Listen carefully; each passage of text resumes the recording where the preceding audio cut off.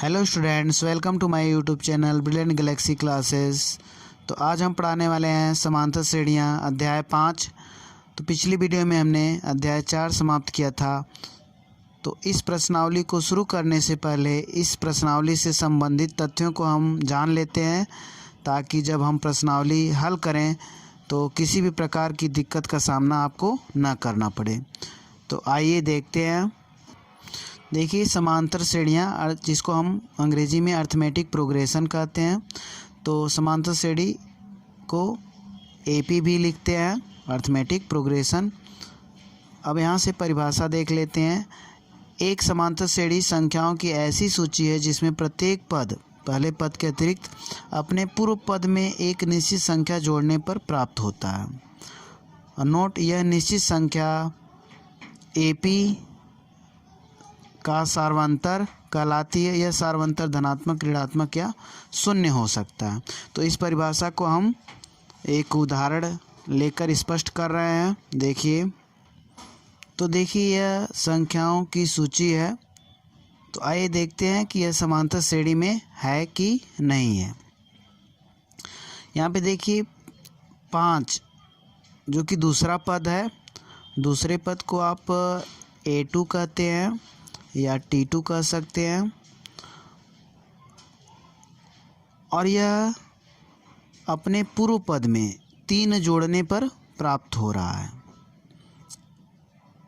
और ये देखिए, ये क्या है, A3 है या T3 कह सकते हैं। ये A होता है या A1 कह लें। तो देखिए यहाँ पे जो तीसरा पद है अपने पूर्व के पद में भी 3 जोड़ने पर प्राप्त हो रहा है। तो हम देख रहे हैं कि जितने भी पद हैं पहले पद को छोड़कर, परिभाषा में पहले पद को छोड़ के कहा गया था, जितने भी पद हम देख रहे हैं अपने पूर्व के पद में निश्चित संख्या जोड़ने पर प्राप्त हो रहा है। यहाँ पे निश्चित संख्या क्या है, 3 है।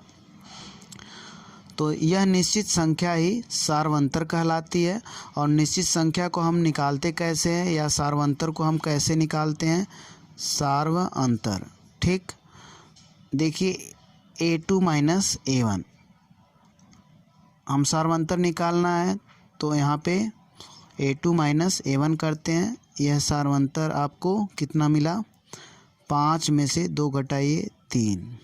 ठीक, और यहाँ से भी आप सार्वंतर निकाल सकते हैं। सार्वंतर को हम D से शो करते हैं, और या A3 माइनस A2 करके भी निकाल सकते हैं। 8 माइनस 5, देखिए 3। तो अगर हम देखते हैं कि सार्वंतर बराबर आ रहे हैं तो यह श्रेणी जो है समांतर श्रेणी में कहलाती है। यहाँ पे हम इसको A1 या A लिख दें, या T1 भी कह सकते हैं। ठीक, अब यह निश्चित संख्या अर्थात सार्वंतर जो है पॉजिटिव भी हो सकता है, निगेटिव भी हो सकता है, मतलब कि धनात्मक भी हो सकता है, ऋणात्मक भी हो सकता है, शून्य भी हो सकता है। यह यहाँ पे इस केस में तो धनात्मक मिल रहा है सार्वंतर। अब दूसरे केस में देखते हैं।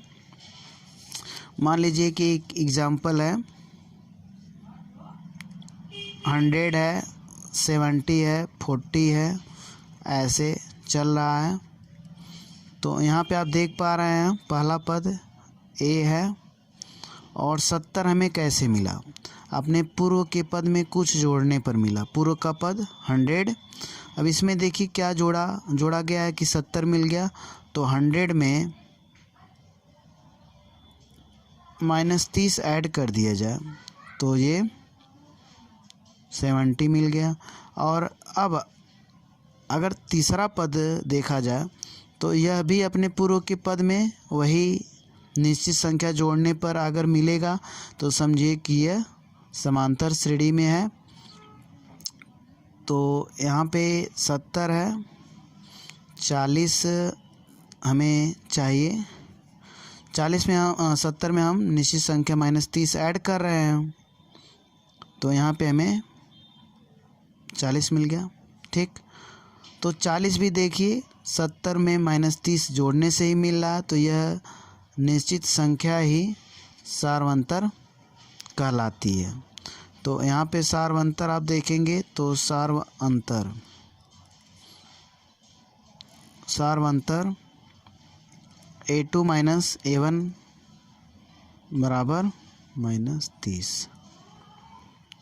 ठीक, अब ऐसी भी कुछ समांतर श्रेणियाँ होती हैं जब सार्वंतर 0 होता है।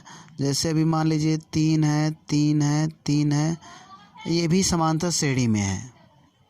ठीक, इसमें D जो निकलेगा सार्वंतर जो है 0 होगा। अगर हम 3 में से 3 घटाएंगे, D बराबर 3 माइनस 3 बराबर 0। तो यहाँ पे आप देख पा रहे हैं सार्वंतर कितना है, 0 है। यह भी जो है समांतर श्रेणी कहलाती है। आप देख पा रहे हैं कि एक में यहाँ पे D जो है ऋणात्मक है, यहाँ पे D धनात्मक है और यहाँ पे 0 है। यह निश्चित संख्या अर्थात सार्वंतर धनात्मक, ऋणात्मक और 0 हो सकता है। जैसा कि परिभाषा में आप देख पा रहे हैं, यह सार्वंतर धनात्मक, ऋणात्मक या शून्य हो सकता है। अब आइए देखते हैं, संख्याओं की निम्नलिखित सूचियों पर विचार करें। 1, 2, 3, 4 यह भी समांतर श्रेणी है।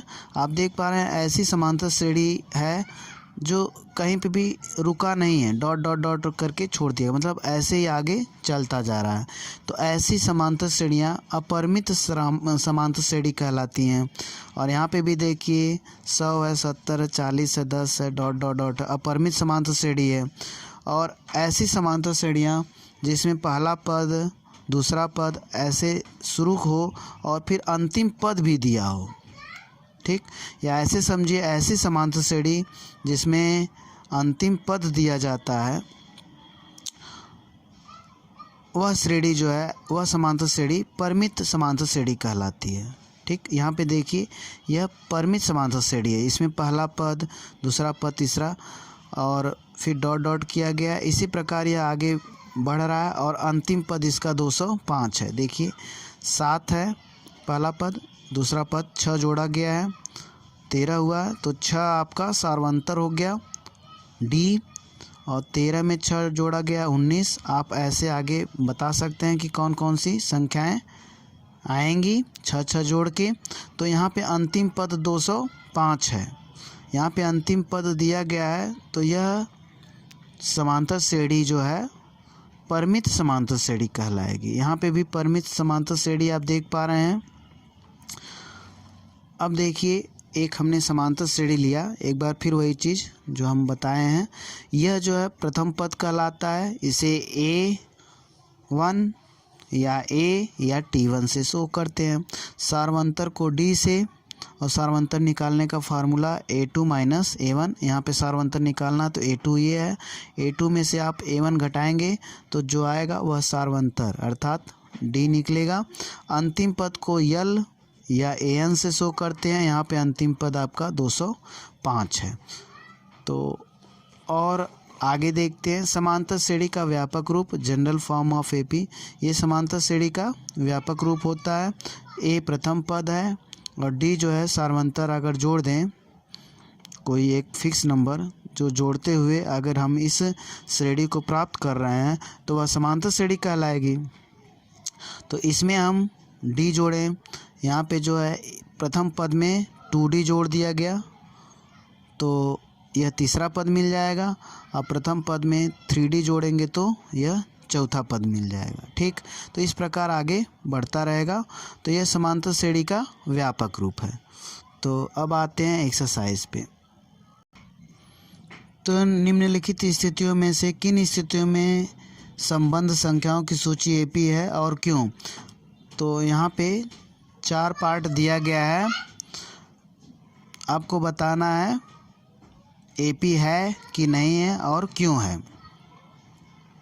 प्रत्येक किलोमीटर के बाद का टैक्सी का किराया, जबकि प्रथम किलोमीटर के लिए किराया 15 रुपये है और प्रत्येक अतिरिक्त किलोमीटर के लिए किराया 8 रुपये है।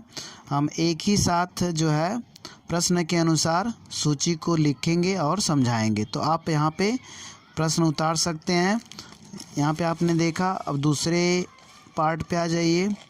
किसी बेलन में उपस्थित हवा की मात्रा जबकि वायु निकालने वाला पंप प्रत्येक बार बेलन की शेष हवा का 1/4 भाग बाहर निकाल देता है। तीसरे पार्ट को देखते हैं। प्रत्येक मीटर की खुदाई के बाद एक कुआं खोदने में आई लागत जबकि प्रथम मीटर खुदाई की लागत 150 है और बाद में प्रत्येक मीटर खुदाई की लागत 50 रुपये बढ़ती जाती है। चौथा पार्ट देखते हैं। खाते में प्रत्येक वर्ष का मिश्र धन जबकि 1000 रुपये की राशि 8% वार्षिक दर से चक्रवृद्धि ब्याज पर जमा की जाती है। देखिए, हम इसका जो है सूची बना चुके हैं। आपको एक एक करके बताते हैं कि कैसे हमने बनाया है और यह समांतर श्रेणी में है कि नहीं है, अर्थात एपी है कि नहीं है। देखिए यहाँ पे ये आप देख पा रहे हैं। आप बुक भी सामने रख सकते हैं या पहले हमने बुक दिखाया तो उस प्रश्न को उतार भी सकते हैं अच्छे से समझने के लिए। देखिए, प्रत्येक किलोमीटर के बाद का टैक्सी का किराया जबकि प्रथम किलोमीटर के लिए किराया 15 रुपये है, तो ये प्रथम किलोमीटर के लिए 15 रुपये है और अतिरिक्त किलोमीटर के लिए 8 रुपये किराया लगता है। तो पहले किलोमीटर के लिए तो 15 रुपये है और दूसरे किलोमीटर के लिए 8 रुपये लगता है।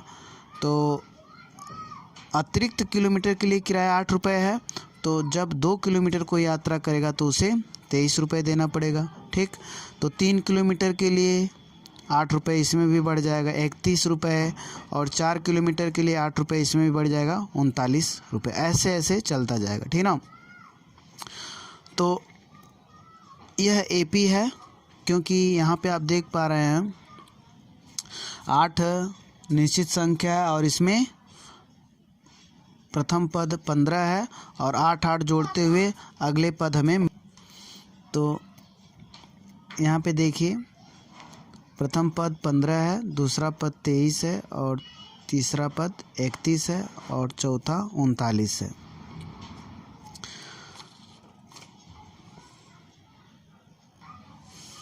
तो यहाँ पे देखिए प्रत्येक अगला पद 8 जोड़ के हमें मिल रहा है, तो यह समांतर श्रेणी में है। तो आप लिख लीजिए कि यहाँ पे एपी में है। ठीक, अब ये देखिए हमने सूची कैसे बनाया है, संख्याओं की सूची। तो दूसरा पार्ट आप प्रश्न पढ़ पा रहे हैं। किसी बेलन में उपस्थित हवा की मात्रा जबकि वायु निकालने वाला पंप प्रत्येक बार बेलन की शेष हवा का 1/4 भाग बाहर निकाल देता है।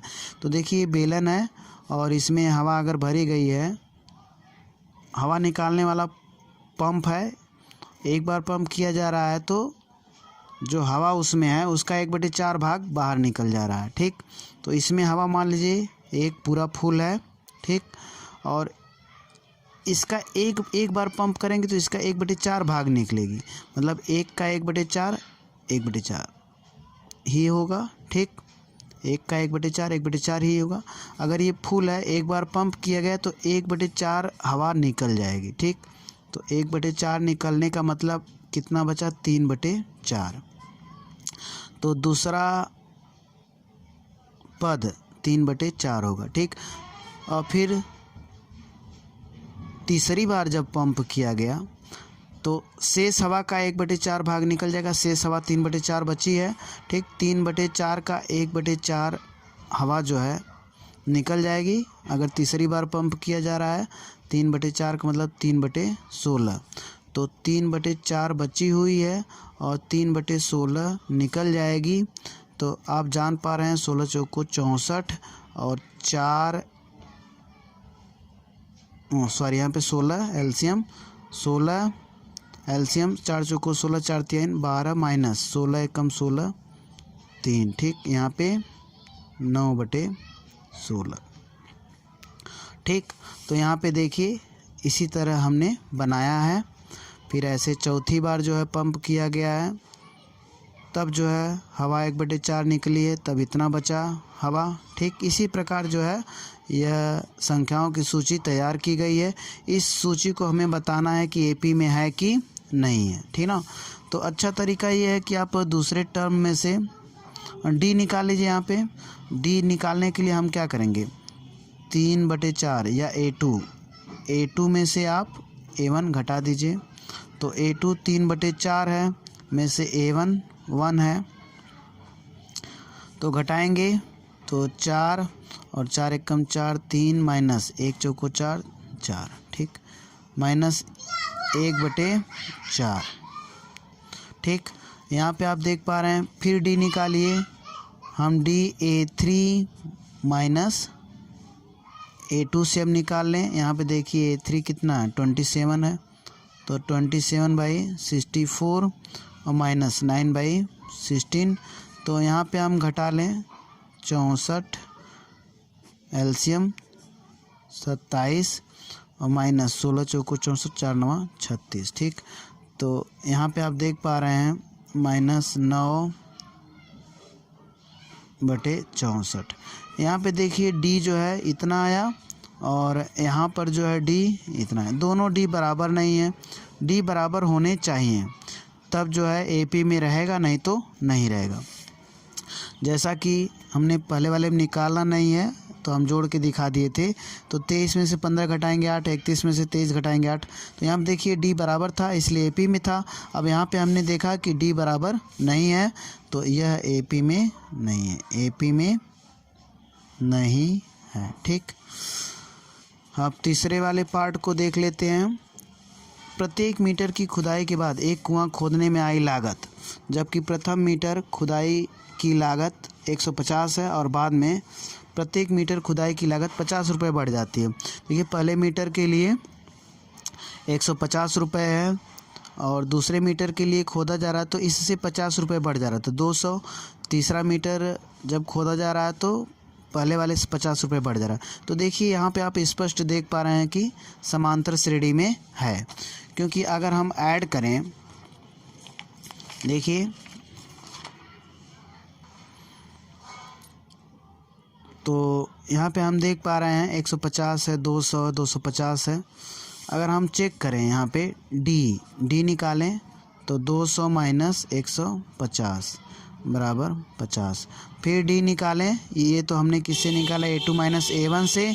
अगर A3 माइनस A2 से भी निकालें, A3 ये है, तब भी अगर वही वैल्यू आएगा तब समझिए AP में है। तो A3 आपका 250 माइनस 200 घटाएंगे तो 50 आएगा। देखिए यहाँ पे D बराबर है, तो हम कह सकते हैं यह AP में है, AP में है, ठीक। अब देखिए तीसरा वाला, खाते में प्रत्येक वर्ष का मिश्र धन, जबकि 10,000 रुपये की राशि 8% वार्षिक 8% वार्षिक की दर से चक्रवृद्धि ब्याज पर जमा की जाती है। ये चौथा पार्ट था, आप देख पा रहे हैं। तो यहाँ पे हम देख रहे हैं कि पहले साल के लिए जो मिश्र धन ये होगा, क्योंकि मिश्र धन बराबर मूलधन 1 + r/100 होता है। ये पहले साल के लिए मिश्र धन हुआ, चक्रवृद्धि मिश्र धन, और ये दूसरे साल के लिए चक्रवृद्धि मिश्र धन हुआ। यहाँ पे 2 लग जाएगा, समय ये होता है, ठीक। और ये तीसरे साल के लिए हो जाएगा, यहाँ पे 0 बढ़ा लीजिए, 10,000 है, यहाँ पे भी 0 बढ़ा लीजिए, मूलधन जो है 10,000 है, तो यह तीसरे साल के लिए चक्रवृद्धि मिश्र धन है।